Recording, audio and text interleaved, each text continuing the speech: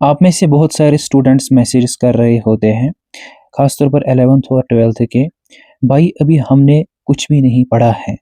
और ख़ास तौर पर जो आपके पास फ़िज़िक्स है, इसका आपको बहुत ज़्यादा डर रहता है कि भाई इसको हम किस तरीके से कवर करेंगे, क्योंकि पूरे साल हमने जो है बस एक तो थ्योरी पढ़ी है और उसमें भी ज़्यादा हमारे पास न्यूमेरिकल्स ही है।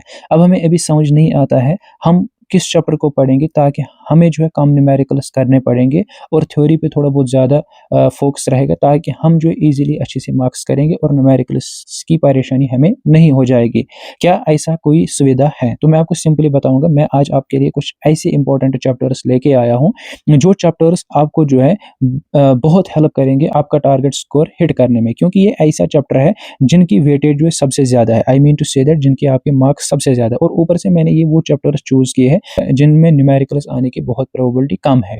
तो जिसकी वजह से मैं उम्मीद करता हूँ कि आप इस वीडियो को ज़रूर एंड तक देखोगे और देखोगे ये कौन से चैप्टर्स हैं और अपने दोस्तों के साथ भी शेयर करोगे ताकि उनको भी फ़ायदा मिले।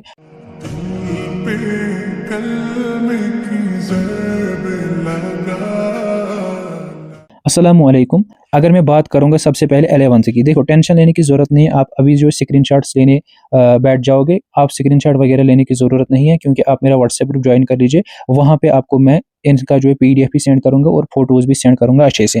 थोड़ा बहुत आप नज़र रखिए, मैं थोड़ा बहुत एक्सप्लेन करूँगा। देखो, अगर मैं बात करूँगा 11th के लिए मैंने जो इंपॉर्टेंट चैप्टर्स चूज़ किए, उसमें आता है kinematics, Newton's laws of motion, gravitation, KTG, waves and oscillations, solids and fluids. अगर आप यहाँ पे देखोगे, काइनेमैटिक्स मैंने चूज़ किया है, इसके 9 मार्क्स आपको मिलते हैं, ठीक है? और यूजुअली इसमें से आपको एक लॉन्ग आंसर क्वेश्चन मिलता ही मिलता है, ठीक है? और दूसरी बात, यहाँ पे 3 मार्क्स का क्वेश्चन आपको देखने को मिलता है और हाँ, कभी-कभार जो है न्यूमेरिकल वो पूछने की प्रोबेबिलिटी रखता है, ठीक है? और न्यूटन्स लॉज ऑफ मोशन में भी 2 क्वेश्चंस आपको ऐसे मिलते हैं, जिसमें एक आपको जो है 3 मार्क्स का मिलता है और 2 मार्क्स का जो आपको न्यूमेरिकल में भी मिल सकता है, ठीक है? और यहाँ पे आपको जो है सिंपली थ्योरी देखने को मिलती है, जिसकी वजह से आपको जो है टेंशन लेने की ज़रूरत नहीं है, आपको ईज़िली हो जाएगा। फिर आप देखोगे आपने work energy and power rotation को छोड़ा है, इसलिए छोड़ा है क्योंकि उनमें न्यूमेरिकल्स आने की प्रोबेबिलिटी ज़्यादा है और उससे ईज़ी होता है ग्रेविटेशन पढ़ना, क्योंकि ग्रेविटेशन आपने जो ईज़िली पढ़ा होता है अपने जो है 9th वगैरह क्लासेस के अंदर, आपको यहाँ पे ईज़िली पिक होता है। यहाँ पे अगर आपका किस्मत ख़राब हो गया तो तभी आपको एक न्यूमेरिकल मिल सकता है यहाँ से ग्रेविटेशन से,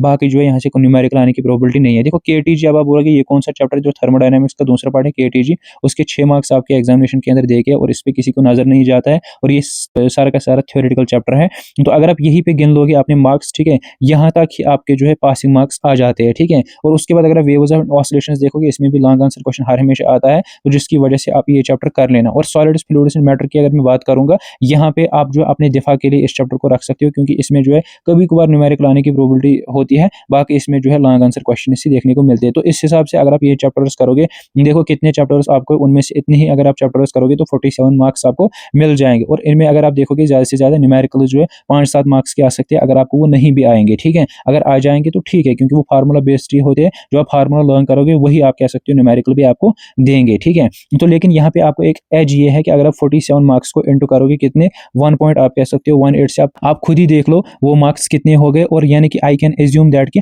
आपको यहाँ से भाई साहब प्रैक्टिकल मिला के 80 प्लस मार्क्स आपको यहाँ से मिल सकती है। तो इसलिए मैंने टाइटल में ही पहले दिया है कि 80 प्लस मार्क्स आप ला सकते हो भाई साहब इन्हीं खाली 6 चैप्टर्स को करने के बाद, ठीक है? इसी तरीके से अगर मैं बात करूँगा 12th की, तो 12th में मैंने आप सबसे पहले ऑप्टिक्स को रखा है, क्योंकि ऑप्टिक्स में लॉन्ग आंसर क्वेश्चन हर हमेशा आता है, 3 मार्क्स का क्वेश्चन आता है और कभी-कभार आप कह सकते हो न्यूमेरिकल आ सकता है, ठीक है? और हाँ, यहाँ पे आ रहा है वेव ऑप्टिक्स और रे ऑप्टिक्स में, तो इसलिए आप ये चैप्टर कर सकते हैं। मॉडर्न फिजिक्स जिसके ऊपर किसी को नजर नहीं जाती, क्योंकि आपको लगता है ये टफ है, लेकिन सबसे ईजी चैप्टर यही है, क्योंकि यहाँ से भाई साहब न्यूमेरिकल आने की प्रोबेबिलिटी कम होती है और थ्योरेटिकल क्वेश्चंस आते हैं। और इसमें एटम्स एंड न्यूक्लिया ऐसा चैप्टर है जिसको आपने 9th से ही पढ़ा होता है, ये थोड़ा आपको पिक जल्दी होता है, ठीक है? अगर आप इन्हीं को मिला के देखोगे तो आपको 26 मार्क्स देखने को मिलते हैं भाई साहब इन्हीं 2 चैप्टर्स में। खाली 25 ही पास है, तो 2 यूनिट्स करने के बाद ही आपको जो है पासिंग मार्क्स मिल सकते हैं। यानी कि जो आपने आज हिम्मत हारी है, उम्मीद हारी कि नहीं मैं फेल हो जाऊंगा, ऐसी कोई भी बात नहीं। अगर आप 2 ही यूनिट्स को करोगे तब भी आप जो फिजिक्स के अंदर पास हो जाओगे, क्योंकि 26 को अगर आप 1.18 से करोगे मल्टीप्लाई, तो आप देखोगे वो कितने मार्क्स है, ठीक है? और एवन की इस साल रिलैक्सेशन की वजह से आपको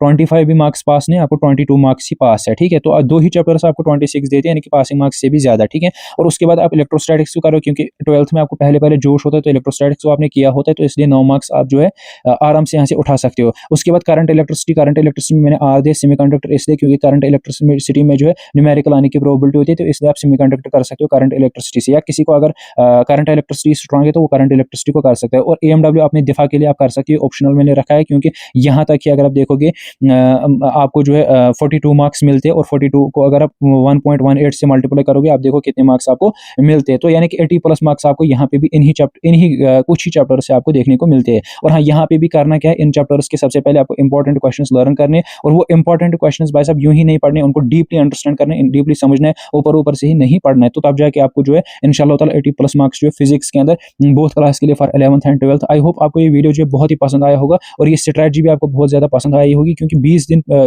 दिन के अंदर आप पूरा जो है अपना सिलेबस कवर कर सकते हो। कवर का मतलब क्या है, 80 प्लस मार्क्स आप जो है यहाँ से ला सकते हो, जो कि आपका टारगेट है, और वो भी फिजिक्स जैसे चैप्टर में। मुझे बताइए कमेंट्स के अंदर, क्या आप चाहते हो केमिस्ट्री के लिए भी ऐसे ही वीडियो लाऊंगा, और बायो के लिए भी, ताकि आपको जो है हेल्प हो जाए, ठीक है। बाकी मेरे चैनल को आप सब्सक्राइब कर सकते हो ऐसी वीडियोस के लिए, और अपने दोस्तों के साथ भी शेयर करिए ताकि उनको भी फ़ायदा मिले। बाकी मिलते हैं। पे कलम की ज़रब लगा।